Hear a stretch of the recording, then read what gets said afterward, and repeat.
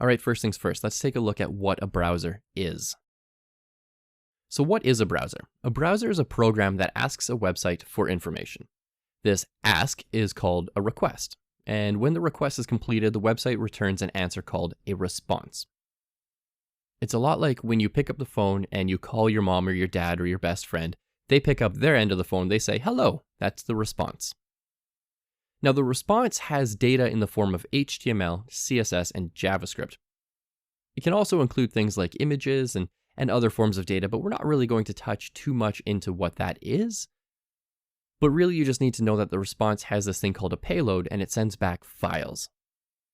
And then your computer downloads all of these little tiny files and your browser is the program that reads them, pieces them all together, and makes your beautiful website.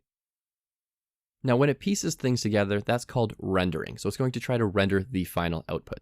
Now there are 4 major browsers. There's actually thousands and thousands of browsers out there, but there's 4 major ones: Google Chrome, Mozilla Firefox, Apple Safari, and Microsoft Edge. But again, there's hundreds, if not thousands, of smaller, lesser known web browsers available. Your phone might even come with a different one that's not one of these 4.